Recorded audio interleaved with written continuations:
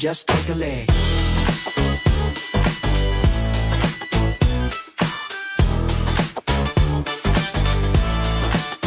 Bring it in. Add a zing to your brew. Experiment with flavors. Try something new. We're here on the mic. It's a beer lover's dream. As we kick it back, we always build that team. Check your equipment, we'll guide you through. With a little hot magic, the craft starts with you.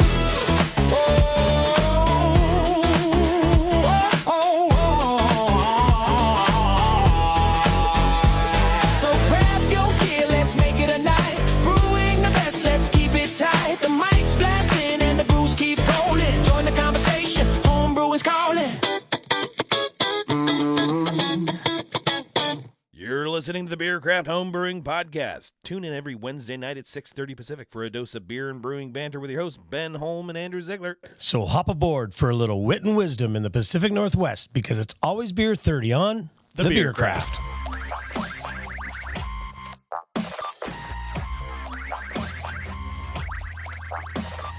Welcome back to the Beercraft Homebrewing Podcast. And I got a confession. I love how confident brewing software makes me feel. You just plug in a recipe, the numbers light up green, and you think, shit, yeah, I nailed this. Science agrees with me. Yeah, and then you drink that said beer. Suddenly, the spreadsheet goes very quiet. The COA said it should work, but the mass efficiency looked fine. The yeast did its job, and yet something's off. It's like following a recipe perfectly and still burning dinner. At some point, you stop blaming the stove and start asking questions. Do I actually know what this ingredient tastes like? Not that what it's supposed to taste like, but what it actually, gives you in the beer. That's a dangerous thought to have before noon. You know what time it is?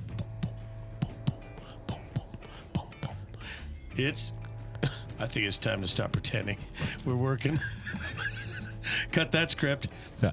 Okay. I think it's time we stop pretending and It's have a beer 30. All right, Andrew, how the hell are you, man? Good. Ben, how about you? I'm doing pretty good. We, of course, we just wrapped a little committee meeting for an event we have. We're Each year. planning in this summer, Beer Stock. Yeah, it was fun. If you guys have heard me talking, I'm sure you have. If you've been listening to this show for a minute, I've talked about this a time or two. But Beer Stock, we gather all the home brewers that we can round up and stick them in a van. No, there's no van. There's no clown cars. But we travel down to Ording and we hang out all weekend and drink a lot of home brew. I drove a 31-foot motorhome down there. Yes, you did. Times. I remember that. Yeah, I think That's the way to go. I think I puked in the corner of that thing. Maybe. That's the way to go. You probably stuck your head out. If you're lucky. Yeah. Good thing you don't have 3 doors. You don't have that thing anymore, so. No, I don't. I was thinking about that thing today too. Yeah. So weird. Yeah, I was talking. I was coming on that old burned out RV that sat over by Wild Wings or Yeah. The a couple of them out there. Wingstop. Oh my God, that thing was burnt up. There's another freebie out like Old 99, Samish right down River there kind of thing. by the car park and ride. Yeah, something where like nobody it's ever goes. Yeah, Oh. Free as fuck. Yeah, It is right out there. Yeah. Here you go. Just hang out, fucking here. Just yeah. hang out. You know what would be cool is they have the Winnebago Brave. So the Winnebago Brave is a big Winnebago, but it's the short one. It's the short bus of the RV. Big, but it's short. It is. Okay. It is big, but it's short. Yeah. Yeah, it's a real size. It's just compacted.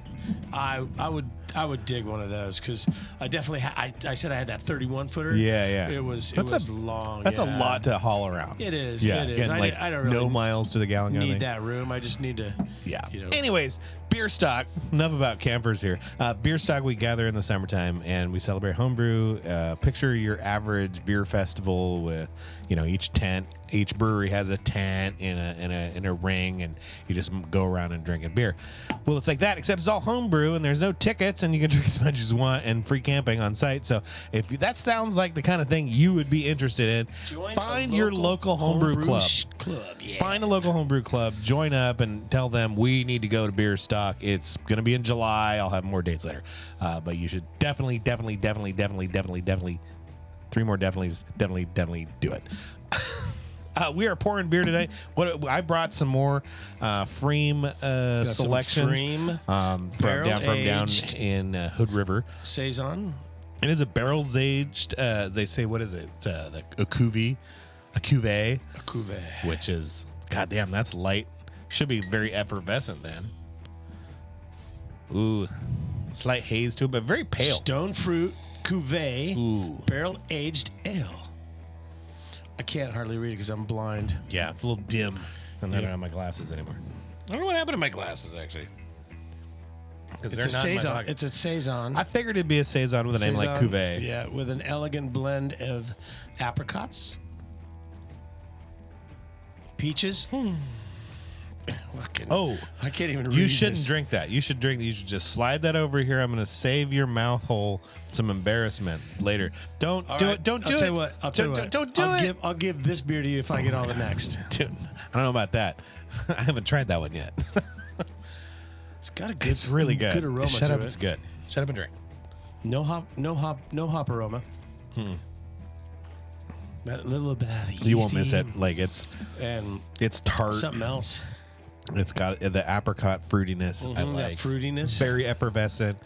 Like prickles my tongue. It really makes it. If it was 90 degrees in Orting at Beer Stock, this beer would slap so hard. Ooh. It's slapping hard right now, but it'd be harder at 90 degrees. It's got this little salty finish to it. Right in the tip of my tongue. I don't get that. You don't? No, I'm going to have to go back for more. The tip. Just the tip? Okay. It's salty right on the tip. It is effervescency. It's very good. I don't get salty. Very good. But I'm okay with that too. Really, thank you for the good folks out of Freem in Hood River. It's fantastic beer. This is one of their they do like a barrel age series. Does it say what year this one is? Did they sponsor us for this or what? They should. I would love. Why are we thanking them? We're thanking them for free. We're thanking them for free right now. Free for Freem. Oh, but they're really good. Barrel aged in 2025. Okay. So it wasn't barrel aged for long. I can't hardly even get a little barrel agey. I don't get much in the barrel side of things. A little bit of, I don't know if it's oak or. I popped open a 2024 lemon basil and blueberry lambic that they had barrel aged. It was good. I don't know that the barrel did much for it, but right. I mean, but it was. How long was it pretty barreled? Good. It was a 2024. But was it in the barrel? You'd never know how long it's in the barrel. IDK. Because they can barrel age it and then bottle it and say, hey, this was barrel aged in 2024. And it was barreled for 12 minutes. Yeah. We ran it through a barrel. We could we rolled that barrel across the fucking brewery and look at where we emptied it over there. If you're 4 minutes old, you still have age. Well, it's interesting you should mention 4 minutes old because I read a story, and I don't know if you covered this on Beer News, but there's a lawsuit against the TTB, Washington, the Trade Bureau for Alcohol. But it's our good friends over at Garden Path are suing them for their inability for brewers to put a vintage on a bottle. And we didn't say barrel aged in 2024, but what they're not allowed to say on this bottle, in Washington in particular, is when it's going to be at its prime. They cannot say, hey, this is a 2024 beer. Like wines get a vintage. Now that says it's barrel aged in 2024, and that's an Oregon brewery. So this may be a Washington thing that Oregon gets away with. I'm not sure. I'm not sure how. But currently, in Washington, you're not allowed to put a vintage on beer. It is reserved solely for wine. So definitely have to keep. We'll be keeping tabs on that story. I just suggest keep listening, and I think Beer News might be about something like this. It could happen. It could happen to you. It could. Yep. Yeah. But yeah, so I'm not sure if that's just an Oregon thing or what they're doing on that one. But I know we're trying to make some change on that. I think from a consumer side of thing, I would agree that putting a vintage on certain beers informs you as a consumer as to what you are buying, right? In terms of the quality or what the brewer was attempting to serve to you, is going to change over time. I mean, there's a made on. There has to be a best born buy, on dating is not vintaging. Saying this is a 20. If I package it, because if I'm barrel aging, it's not in a bottle the whole time. It's in a barrel for 3 years or whatever it is. Right. And then I put it in a can this year, and that's a born on date. But it was a beer that was brewed in 2023 or 2024 or 20, whatever that. And they're not allowed to put that. They're not allowed to put a vintage on there.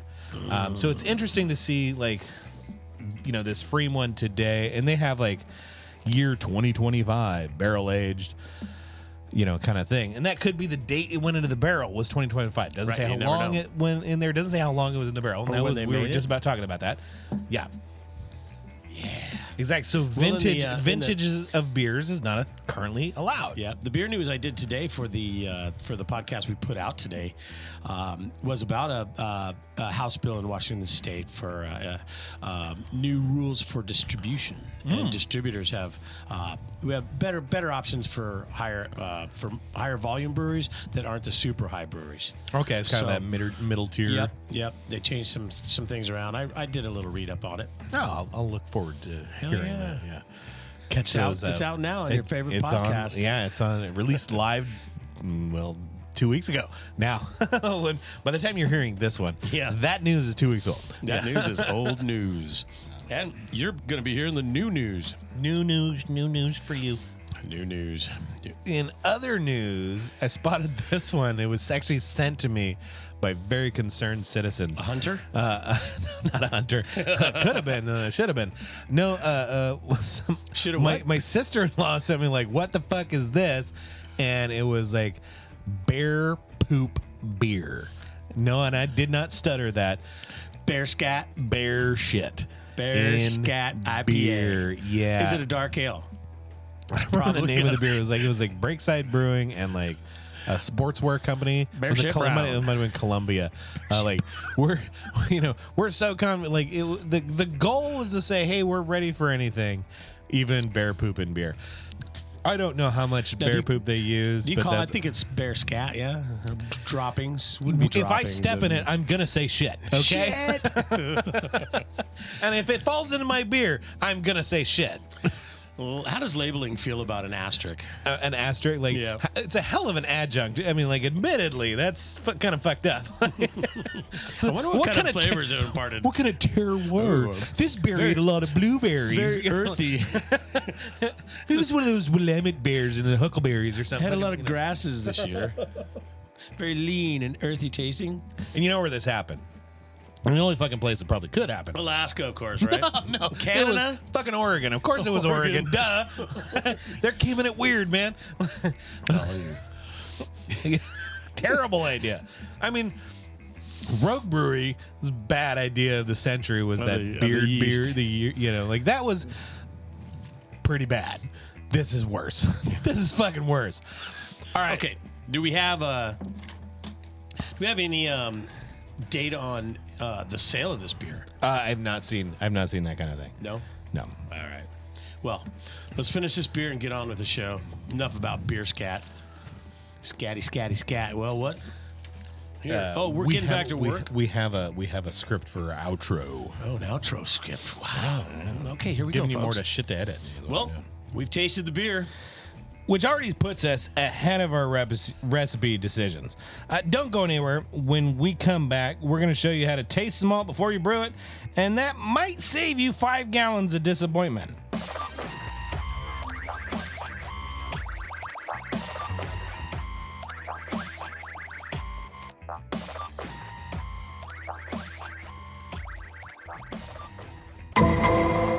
Lieutenant Dickens arrived on the scene of a reported MEA, or otherwise known as a meat eruption accident. Surely SBU dispatcher had the address wrong as he pulled into the driveway of his own home. In the homebrewing system, fermentation problems are considered particularly grievous. In Burlington, the dedicated brewers who investigate these problem ferments are members of an elite squad known as the Special Brewers Unit. These were their stories presented by Northwest Brewers Supply. Beer News with Andrew, where I come and give you international stories, national stories, state, maybe even your local backyard. Hey there, hopheads. All right, we're going to change it up a little bit this week.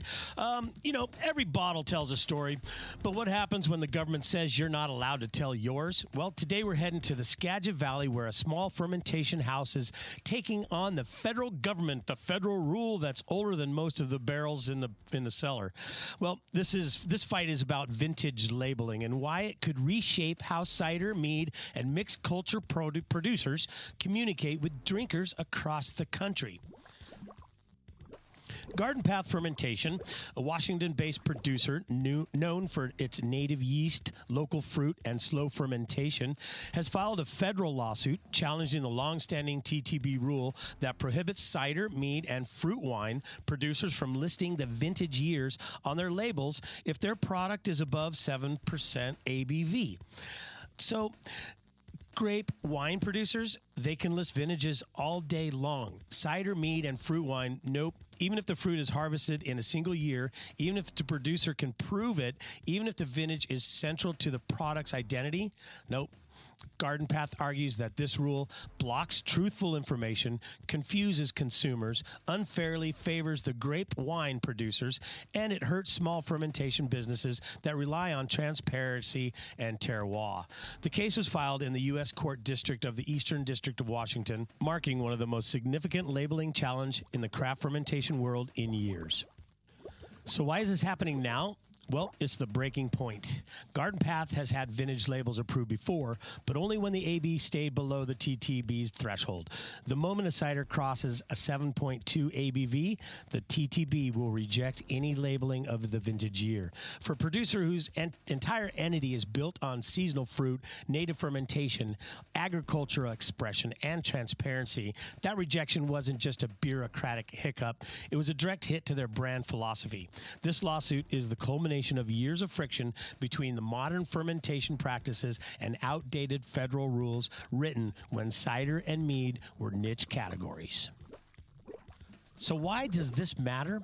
This goes beyond one brewery. This just isn't about Garden Path. This touches every producer making cider, making mead, perry, fruit wine, mixed cultures blends that don't fit neatly into wine categories or beer categories. Vintage years matter because they tell the drinkers what the growing season was like, how the fruit behaved, why this year's batch tastes different from last year's. It's the same logic that's guided wine labeling for centuries. If Garden Path wins, producers nationwide could finally list vintages. Consumers would get clearer, more honest information. Small fermentation houses could better differentiate themselves from others. The TTB would be pushed to modernize rules that haven't been kept up with in the industry. If Garden Path loses, the status quo remains, transparency remains limited, and cider mead producers continue to operate under a different set of rules than grape wine makers. This is a David versus Goliath regulatory fight with real implications for craft beverage culture. So that's the story. A small Washington fermentation house taking on a federal rule that says they can't tell you when their fruit was harvested. It's a fight about transparency, fairness, and whether the rules written decades ago still make sense for today's craft beverage world. We'll keep following this case as it moves through the courts, because in a world where every bottle tells a story, the year it was born shouldn't be the part that gets censored.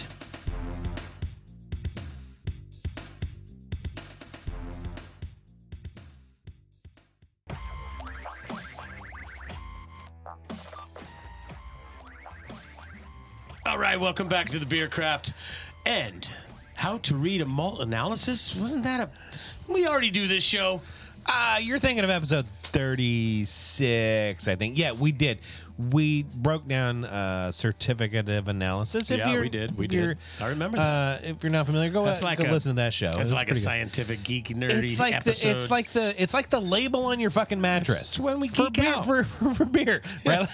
Don't remove this. I never removed one of those. Yeah. You know what? I took them off the pillows the other day. Oh, my gosh. I remember taking that off as a child, and I had to stitch it back on. I was paranoid. I couldn't fucking sleep. It kept me awake. Not going to jail. Anxiety, insomnia. I was like, no, fucking stitch that back on. Did you ever rip one off a malt bag?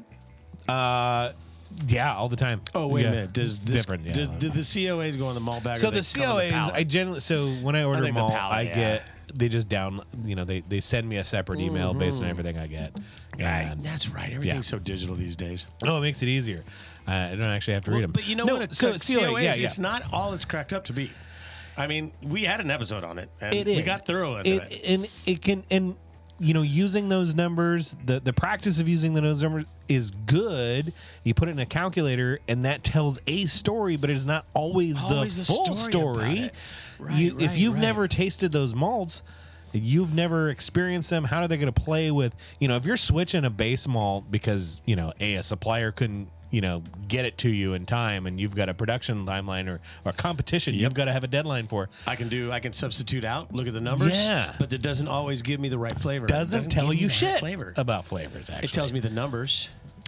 So those things are different. Crop year, how does it change over, microclimates, microclimates, or, is it grown on the West Bank or the East Bank kind of scenario? So those kind of things are, far more esoteric, but far more impactful than a COA would give it right. Special, right. Or if a maltster's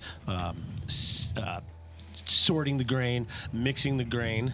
How do they put that COA together? Well, then you wonder about stuff like a lot of crystal malts or like a salt and pepper finish, I guess it's called, like where is going to be a percentage? Where they're adding a percentage of the really dark stuff in the lighter stuff for the same. So they know what stewed their numbers malt, are. so that it add this percentage aggregates out to the right color. Math. We're turning this into another geeky show. Yeah, another geek. No, we're not. Well, it's a little geeky. Okay. We're all a little geeky here. All right. So tell us, this translates into. We're looking for something a little more hands-on to sort of fill the gap. And there's a couple of things we can do. The biggest one, and probably the oldest one, taste it? Fucking chew the malt. Yeah, come on into the grain room at the shop and, grab a handful and chew on it. And chew it. What kind of sugar flavor, do you get, if it's a base malt, you keep chewing it, it's going to get sweet in your mouth because there's amylase in your enzymes in your saliva. Amylase enzymes, same stuff that's in the barley, turning starches into sugars, man. So good when I'm eating that and my mouth is just salivating for more. Yeah, that's there's some malts that I can't go by the Golden Naked. If somebody orders Golden Naked Oats, I got to pinch some of that. If somebody orders Special B, I got to have a little pinch of that one. If they order Melanoid, definitely not going to get a pinch of that one. It's kind of weird. Yeah. It all started for me when I was really little. When I was 1975, 76, I was probably 8 years old, living out on a ranch, and my dad got a pig. My sister wanted pigs, so my dad went and got 2 little pigs, and we raised them. And they butchered them in the end. But I would always go out there and get a handful of those oats. I'm like, what are these pigs eating? Those eggs, and start eating them. I'm like, these are so good. I'll just start eating them. So that's where my love for malts started, and probably my love for beer. I made some weird shit. I felt bad for my dog. I tried their dog, the dry kibble for my dog. I'm like, I don't know how this motherfucker eats this shit. Like, it's not good. Well, that's why they always sit there and want me to put gravy on it or something. Maybe that's why they lick their balls. If they've eaten their food, it's fucking gross. I mean, I just use whatever I have for dinner and hot water and gravy it up. Get into the malt room, dip your hand in the bag, go get a handful of your grain. However, raw grain flavor is only going to get you so far. Much, yeah. It doesn't show up. It doesn't show all of the characteristics. But you can it gives you kind of a friability test. Like, was it easy to crunch or was it hard to crunch? Did it crush appropriately kind of in your mouth? That's a number on your COA that you can confirm in your mouth. Like, if it's been exposed to moisture, it's going to be kind of chewy, gooey. And that would be a problem. You say that would be good intel. Well, you're still going to do that. Could be a problem. That could be a problem, and it could be a really big problem for your mill. Yeah. Now, if you're ready for that kind of a wet grain, you could deal with it. But I think most of us, I've heard of that wet grain. Depends on rolling. how easy is it for your grain to, like, if you have to change gap settings. Not every brand, but for the average, for us homebrewers, we're going to go to the homebrew store and we're going to pop a couple of those crystals in our mouth when we're buying it, and ask them, say, hey, what is it? Give me a few kernels. I want to taste it, and then go do 2 to 3 kernels. And if that stuff is like dry and nice and crackly, crunchy, perfect. Done, son. Yep. If it's not, then just kindly explain that. And I'm gonna try the Pilsner. Yeah. Like something like that. Yeah. Not gonna happen in our brew house, but another popular method is the good old smash beer. Smash beer means a single malt and single hop. Oh yeah. Yep, you got you get say so many times, 8 to 10 pounds of a malt, and you pick one, and then you can choose how hoppy you get it too. But it's only one hop, right, for those beers. Yeah, and you can get some actionable information about how that malt performs and how that hop performs. Those kind of are like test beers. Your test They're smash. exactly what they're test beers. Yep. And the biggest one for me is they're also kind of two-dimensional, right? There's only 2 flavors. Yeah. I mean, not that there's 4 classes of ingredients we're talking about in here, much but depth to it. Well, a single malt is rarely seen in nature. I mean, in terms of like nature being the wider beer scene, there are a handful of single malt beers out there, but it's a small handful.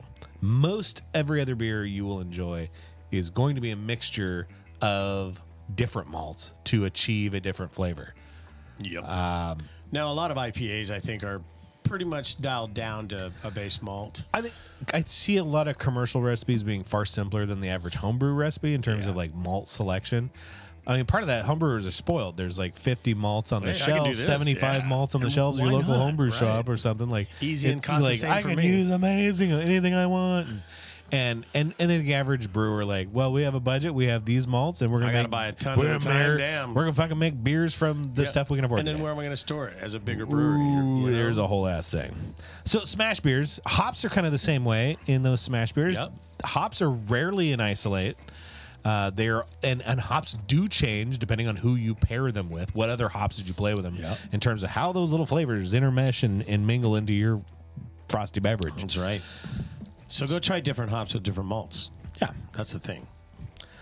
Next up, you can do pilot batches. You can do if you're a homebrewer, like what we're talking about, a 1-gallon batch. Oh man, do I really need to go it's that low? Viable. It is viable. If you don't know and you don't know, it's a lot of work because I drink it anyways. Well, if you think about what the average production brewery, maybe they have a pilot brewery system that's only 1 barrel compared to the 15 barrels they have in the background.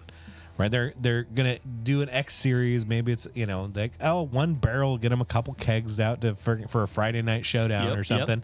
I'm getting a new malt. Yeah, see how it goes. Solicit some input from does this match? Can I use this to make my beer like I want? Because I still got to scale it at the end of the day.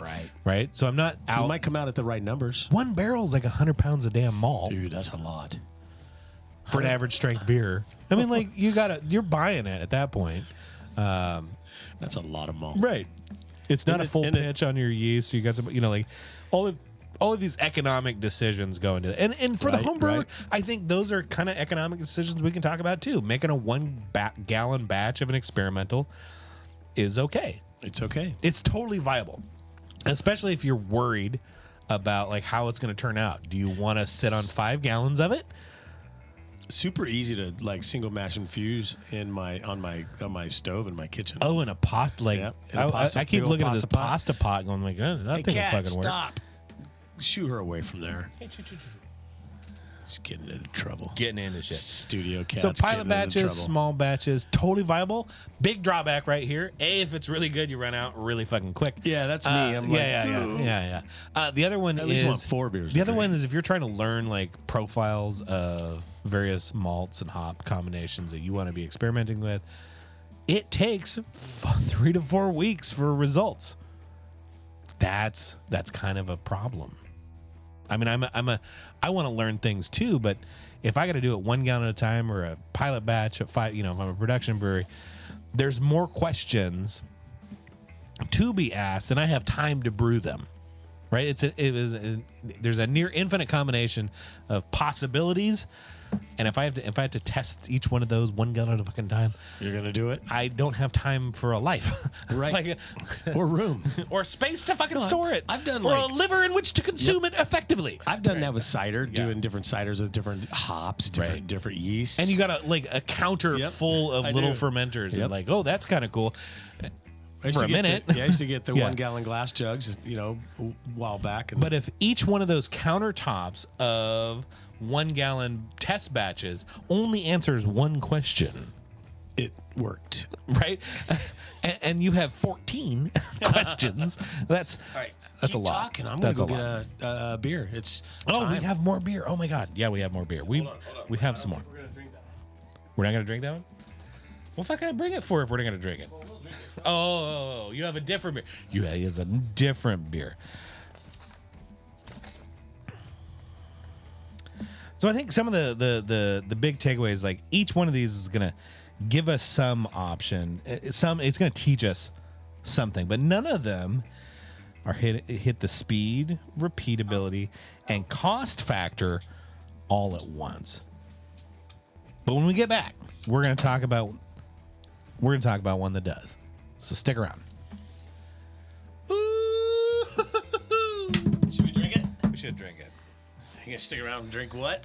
Pliny the Elder. Oh, yeah. All right, My buddy gave me this. Thank you, Scott. Scott, you're amazing. Hell to the yeah.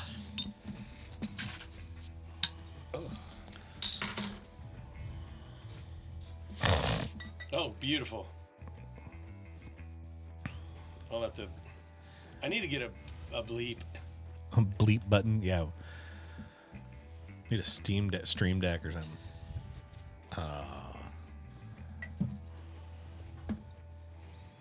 No, I'm gonna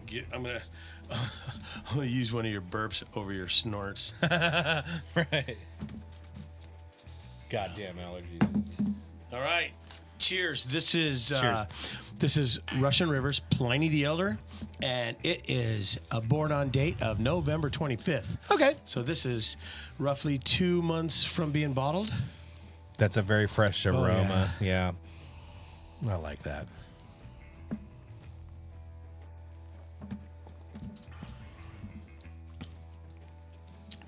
I get my hopped version in this. Your Hoppa version? Version. I have the official clone recipe of this one. Vinny released it. He says, "Good luck. You're never going to be able to produce that's it good. as accurate as you want it to be." So he has released the full friggin' thing. Let's see if I can find it. But you can't make it. Oh, Not dude, like him. clone beers, like nailing a clone recipe is a pipe dream. You can't do it. How about that? Nope. Like you don't have, even if you had the same equipment, same everything. You can make a beer like a clone, the bit like between no other. your ears turns out a little bit different. Yep. Do you remember we did a thing at the shop years ago, the Norwalk Brewers Club. We all brewed the same beer Same at recipe. the shop. 8 brewers, 8 different fucking beers. And they all came out different. And there, Yep. not a single variable matched any other that beer. crazy? Like color, aroma, flavors, like the whole friggin' thing. Yep. It all has to do with your system and your method. Yeah. Well, so that one's pay gated. Somewhere in here. So what Hoppa version? We've got Warrior, Chinook, Columbus, and Simcoe, Centennial. Yeah. Did I say Columbus? Columbus. Yeah. It's not Columbus. You don't like Columbus. No, I love Columbus. You love Columbus. Simcoe. No Mosaic. No Mosaic. What if it's a Simcoe? Ooh, Mosaic is a derivative of. Maybe Mosaic is a derivative of one of those, like the CTZ or something. But I'm good at CTZ. I'm good at the. I only like CTZ when it's like in the beer and away from my I don't like the whole. I don't like Centennial. I cannot stand the smell of Columbus Love before Centennial it's and in Columbus, a beer. yeah. Like just an open bag of CTZ gives me a headache. Wait a minute, is Columbus CTZ or is it Centennial? Columbus is CTZ. Oh, Centennial's not? Centennial's not. Wait a minute. I'm going to go back into my episodes and. Oh yeah, you're right. No, you're cool. Well, who cares? It's good. It's good anyways. Pause for Pliny the Elder. Either way, we are gonna talk about some hop steep shit. But we're not going anywhere. I mean, I just had to beer. run to the beer fridge. We got thirsty. Sorry about that. I need a beer fridge in the studio here. You don't get rid of that claptrap. Yeah, of, nobody's using that shit over there. no, nobody's using that shit. We can have a beer fridge right there. I was telling someone like, "Oh, I want to brew, and my house is too small." I says, "Yeah, you got to make some. You got to make some.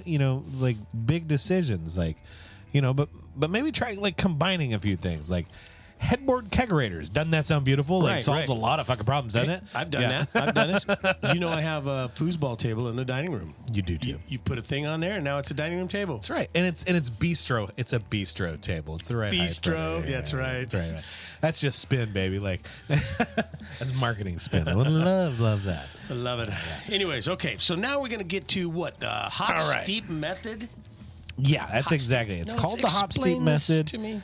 So this little protocol was an effort to kind of unify an analysis. Like, what can we all do so that when we do this test, we can see similar results. So how do we, in the big evaluation process, and this is kind of like science in a nutshell, you have this protocol that has step-by-step instructions. If we all do it this way, we can then codify the results accurately. Are you talking about the maltsters? Malts, and it doesn't matter if it's maltsters, brewers, consumers, Brewers are growers. Are do this same thing to they can all do this, and it's relatively malted simple. barley. Yeah, it is kind of like a lab forward. Like if you look at like a lab protocol, and it spells out every single variable. Yep. Your stations are all going to be labeled. The kit in each station is going to be clearly defined. And if you don't have, it'll say, hey, you need this piece of hardware, this device. And if you don't, the options that you can use must have this power supply, this speed rating, this blah blah blah, to put them in the same categoric framework. We used to have to grind at a certain grind, and then weigh it, and then add some water to it, and I did get this hop steep method. I got this instructions from Will over at there you go at Sketch Valley Malting. Yeah, because I knew he would have it. That's why I remember. Well, I didn't want to buy. So ASBC has the full version. You can buy it, but I was like, I don't fucking I know intrinsically I know what it is about. I didn't want to spend the money on it. So Will was like, oh, here it is. Here's the fucking It was developed by Cassie Poiré when she was working for Brees Malting, and it was co-authored by Lindsay Barr. And it was later adopted by the ASBC. The ASBC is the American Society of Brewing Chemists. So this is the overarching authority of the science of fucking beer. Hold on a minute. Yes, sir. I'm just seeing something right now. What is it? It says 2015. Was when this protocol was developed. Right. I know. It's like 10 years old. 11 years old. I mean, shouldn't this protocol been done a long time prior to this? Oh, probably. Yeah. What are they doing just thinking about this now? I mean, that was kind of that was 10 years ago. I'm sure that's what Cassie was thinking exactly in 2015 is well, isn't there an easier fucking way to do this? We started Sketch Valley Malting in 2009. Right. And 6 years later, they're coming out with this? Yeah, you didn't maybe this is part of it. Okay. I don't know. Yeah. Who knows? So what is it? So it's not really a shortcut to this process. I mean, it is shorter than like a smash beer or pilot beer or 1 gallon batch. Right. All right. What are we doing here? All right. You want to get to the good stuff? Yeah. Get to the meat of this. All right. You're going to need some stuff. You're going to need a bit of gear, but it's nothing nothing you don't probably already have. Oh man, I thought I was going to get to go buy something new. Okay. You're going to need some malt. We got it. You got your malt that you want to test. Got that. Right? You're curious about this new maltster. Maybe it's Montana Craft or Epiphany Craft or Swan or one of these East Coast fucking, never fucking heard of them. And try them. I got some. I want to play Try with them and support them. You're going to need some distilled water, which you can get at the grocery store. They got gallons of this stuff. Yeah. You are going to need a thermos, insulated stainless steel, 24-ounce volume, which is fairly standard. Most of them are probably going to be 32-ounce volume, and that'll handle it too. The insulated stainless steel factor is critical on your thermos. You can get an official thermos if you want, or you can get a thermos knockoff. That's fine too. You are going to need an electric water kettle capable of heating water. I can do that. To boiling. 149 degrees or more. Now, how do I do that if I have a if I have an electric kettle, am I just going to start it and kind of get a feel for when, pour a little bit out, see the temp? I've stuck my probe thermometer in the spout of my kettle and monitor it. Yeah, that's fine too. It goes way. Oh, if you have one of those long ones. Mine had like a digital probe I could just throw in there. Had an alert, so I didn't have to pay attention to it. Oh, that's easy, man. That's cool. So that's those new, like that's $20. There we go. Yeah. I'm talking about new equipment we get. You're gonna need a funnel. You're gonna need some filter paper. Got that. Now the full protocol does have some specialty filter paper that is kind of costly, but it has a good filtration and speed kind of thing. How does coffee this differ filters from a are coffee good filter? for you and I in homebrew land. Coffee filters are gonna be just fine. It's gonna take a little longer, but you can fucking do it. It's got it. You are going to need an electric grinder, and if you're a coffee drinker and a quality coffee drinker, you probably already have one of those too. You're going to want to run some rice through it before you freaking do it. But Oh, run rice through it, huh? To clean it out. You want to clean those burrs out. Get the coffee out of there. The little micro bits. Yeah. Okay. Grinding some rice will kind of clean that up and give it a good brush. Do that a couple times. You're going to need a collection vessel, 600 mil. You're going to need a graduated cylinder, a tall, skinny thing, 500 mil volume. Okay, now I have a flat. I have a Erlenmeyer flask. If it's more than 600 mils, does that work? You're solid gold, man. Sweet. Yeah, but if it's it could be a friggin' jumbo mayonnaise jar. Actually, I don't have one anymore. From Costco. That would work too. But I gotta go shopping. That would work too. Okay. Right. You are going to need a scale, a digital scale. Recommended in that one that'll read out in tenths of grams, which I don't have. Mine just does whole gram. Tenths of grams. Yeah. That's 0.1. That's pretty. That's a lab grade. That's a lab grade. Yeah. If you were to buy one, you're probably going to be spend about $89. Yeah, or $150 these days rather than a $20 one. Right. Yeah. Right. However, just grams is fine. We're not like you and me in homebrew land like that. What were you talking about earlier? The free what? I don't know. Something about some main co-main or something. Freebase. we were freebasing something. We were just like, Anyways, that's a different story. That's a story for a different time, kids. Back in. Yeah. That's a different podcast. So you're going to need a scale. And not a triple beam. And a triple beam works, actually. The instructions call for a weigh boat. And I had to Google those. That's a weird name. It's very oddly specific. A weigh boat. You just need a vessel to hold at least 52 grams of whole kernel malt. You're also going to need a timer. And if you have a phone, 52 grams. Do we know how much 52 grams is? It's like a little more than a handful. It's like 2 ounces. A little more, about a handful. Yeah, it's not a ton. Got it. So I need something to hold that much and my water. Basically, with all this kit, we're going to grind it up. We're going to make a tea. We're going to filter that out, and then we can evaluate that tea. This protocol is simple enough that we can do this with every single malt we want to test. That's pretty cool. In a very short timeline. Right. And it gives us closer approximations to how the malt character with some sweetness is going to end up in the finished beer. So basically, we're taking 2 ounces of this malt. We're going to grind it up in our coffee grinder. We are going to heat up our water to 149. Well, I'm glad you freaking mentioned that. And now what? There's a couple more things. We're going to set up a couple of stations. We got our malt weighing and milling station. We got our water heating and measuring station. And we have home base, which is where our thermos and our funnel and our filter paper and all the other stuff lives. And, and folks, you don't have to write anything down today. I am going to release this information into the show notes. Yeah. Absolutely. Now I have one more. I have one big question. One big question. How sanitary do I need to have all of these stations? We are going to be doing a boil. We're going to be heating water. This is a sensory panel. Okay. This is not to be fermented. Right. So we are we're all right. We're grabbing some grains out. We've got distilled water so that our water is not impacting. No alcohol spray of everything down. No. None of that. No. But we have the same kind of nerdliness in terms of like, okay, we'll keep it right. I'm moving from my malt weighing to my heating to my thermos, and then how do I evaluate that? So the protocol basics is you got your thermos and you got 52 grams of whole kernel malt that you weighed out. You're going to pour that into a grinder and you're going to mill it for 10 seconds. Once you've done that, malt goes back into the weigh boat with 50 grams of malt and you pour it into your thermos. Now your thermos has got the grains in it now. Now you need 149 degree water. You're going to add 400 mils of that water into your thermos, immediately cap it and shake it.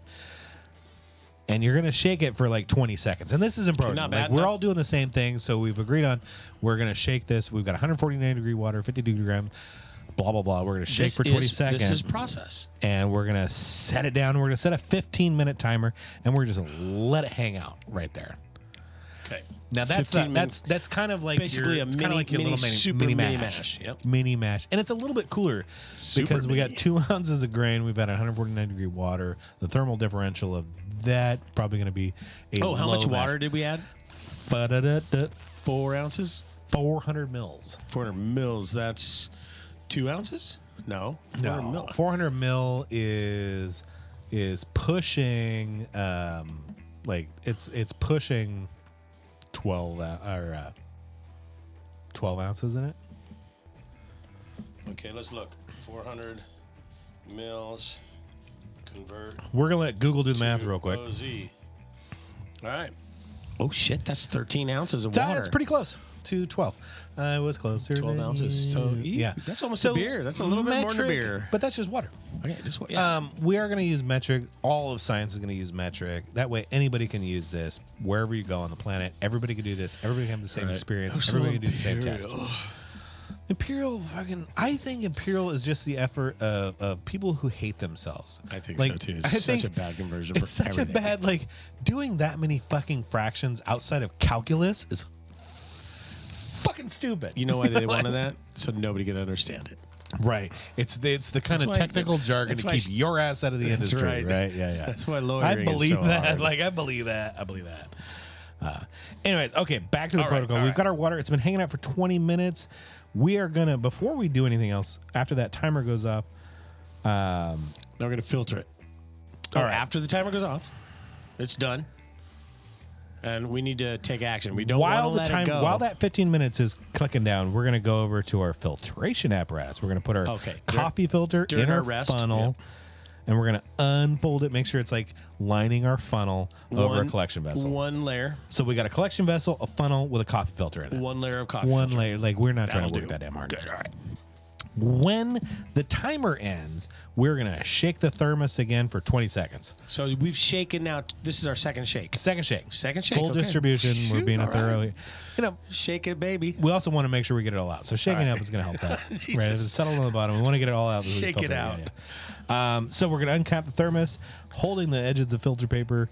We are going to pour the entire contents of the thermos into the filter paper. All right.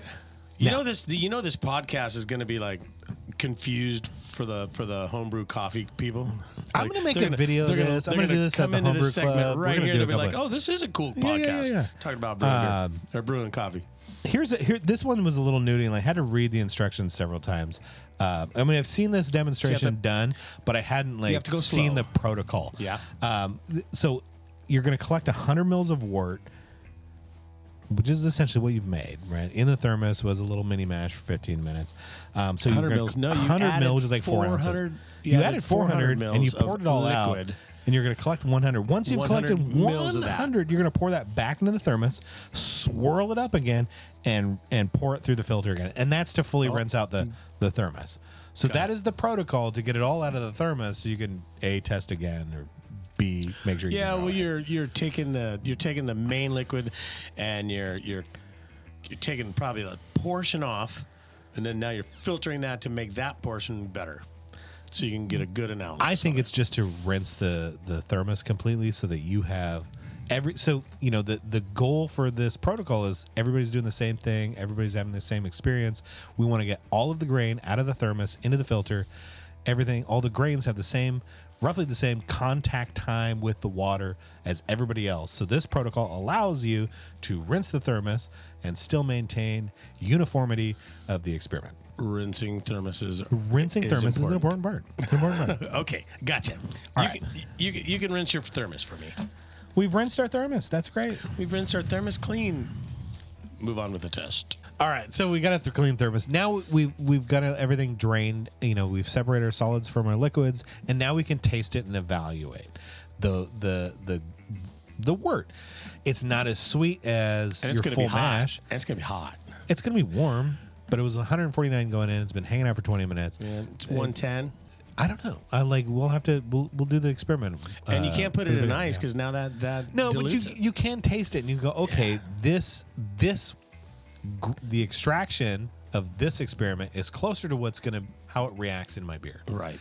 Now, what's really cool is you can also do this with specialty malts, with your dark malts, with your crystal now malts. I can taste their impart. Okay, so now can I take a combination of my grain bill and do this at once? So here's the really critical part. You are always going to do 52 grams of malt into the grinder, and with the goal being 50 grams out. Like there's losses along the way. There's all sorts of things like that. So that's my ratio. You are going to, if you can scale your recipe that you want to test for down to 52 grams, and you can 18%, if you're 18% crystal, that's easy. That's or just Munich math. And 2% crystal, especially right, and bring it down to grams, and how many grams and what percentage fractions. of that is in 52 grams, and you can do exactly that. Right, that's what I'm after. And if We're you nerding out especially have a scale that goes to a tenth of a gram, you can really get fucking in there. 13.5 grams. Yeah. Oh man, 13.5. That's a fucking ton. Anyways, but yeah, you can essentially test the malt profile of the beer you want to produce. Right, there you go. Yeah. There are some recommendations if you are doing for base malts, 50 grams in a thermos. The amount of milled malt out of the thermos depends on the malt style, but it will always equal 50 grams. For base malts, 50 grams in the thermos. Specialty malts, it's 25 of specialty, 25 of base malt. For dark roasted specialty malts, 7.5 grams plus 42.5 grams of, so 7.5 grams of dark roasted stuff to 42.5 of milled. But you can, I think if you nail it down for your recipe, you can do the exact same thing. And the reasons you would do this, oh my God.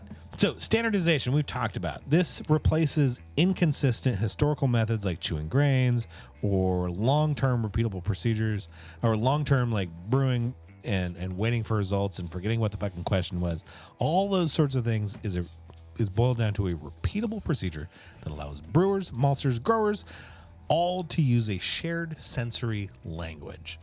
So we all get it right. We're all doing it the same. Part of this evaluation is you then go you taste it and you go, okay, I'm getting nutty and I'm getting bready. We have and this I'm baseline that we can compare everything to. And that's a bar. I do have to buy that. There's a malt flavor map, and then you can it's a nice little color wheel or flavor wheel kind of thing. Yep. Because there's only so many malt flavors you can associate, but nutty and bready and biscuity and those kind of flavors, those are big. There's grassy and there's herbal kind of components to it as well. How many grams of grain are we putting in again?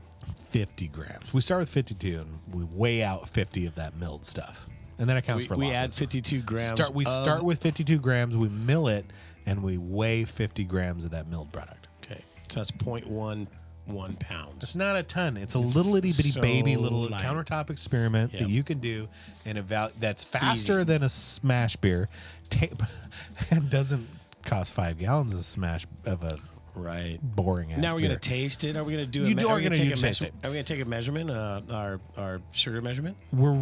This is really a sensory side of things. Okay. We can get, it's fairly easy to do on brew day. We can get kind of this gravity measurement matches the COA. We're in the ballpark. We're doing fine. But those sensory components, it says grassy on the label. What does that taste like? And who did the label, right? Right. So the presumption is then because the American Society of Brewing Chemists has done the same thing, has adopted this protocol, everybody's done this test.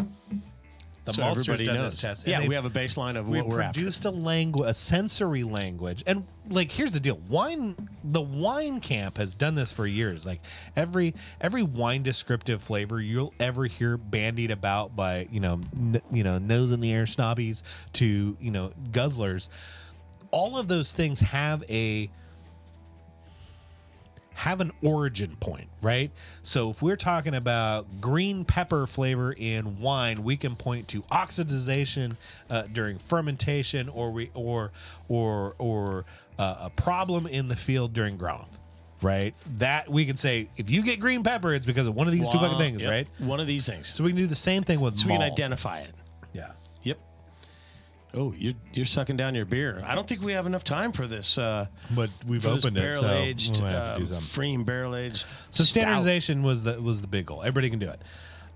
It is designed also to be performed. Oh, you don't want to miss this either. Inexpensive common equipment, thermos, scale, Right. graduated cylinder. You probably already have anything. So very, very, very, very, very, very accessible. We love that. And it's fun to do experiments. I think beer nerding is the best kind of nerding. I know. Yeah. I'll try not to nerd out too much. Biased, but on don't the make me episodes, wrong. This process showcases malt flavors. You need to put your lips on Some on the stout beer over here. here. Okay, let me finish this. This is really Saison. good. This cuvee was fucking amazing. That's not a cuvee. That's Pliny the Elder. Which was really, it is good too. How could you get those mixed up? Drinking. I drink professionally. Ben. Here, let me add some barrel aged stout. Barrel aged stout. This is a barrel aged stout from Freem. Yeah, barrel aged stout from Freem. And it's, that looks good. Good God. Good golly, Miss Molly. You might not want that. Oh, 2021. Ooh. Oh, man. Barrel aged for 12 months. See, this one says barrel aged for 12 months. Barrel aged for 12 months in 2021. But that doesn't say when it was produced. That's not a vintage. Right. The cuvee, it just says barrel aged. Are you getting like a a mint, kind of like chocolate mint nose on that? No. Oh, yeah. This smells like this smells Is like that a combination of these beers that we've had in this glass? It could be, but it smells like Thin Mint cookies from fucking Girl Scouts. Oh, you're getting buzzed. I might be drunk. Yeah. Well, we don't let you get drunk on the show. That's illegal, is it not? Oh, we're a podcasting. Shut the front door. That's pretty tasty. That beer. is good. The barrel aged stout from Freem. Freaking real good. It's one of their they had like a winter pick a pack fucking thing, and it's beautiful. You might still be able to get one of them. Well, let's wrap this up and why this fits into our recipes and craft beer. There we go. For me, there's lots of questions I have about malts. At the shop I've got a lot of malts, and I've played with a lot of them. A lot of people probably have I have questions. not mastered 100% of the stuff in my store. There's a lot. Takes a long time. And So there's more coming out every day. Right. And So so how do I get to it? By what we're talking about, Yeah. our experimentations, our labs, our little things we're Our doing. little what the fucky moments with some And malt. the fun. Yeah. And the fun of homebrewing continues. The adventure of homebrew. It's always an adventure. Beer flavored beer is delicious. Get out there and brew some. Hydration is important. My doctor agrees. So there you go, kids. Do it. Thanks for another week in the beer craft We're world. gonna do this again next week. Don't worry. Cheers. We'll be there.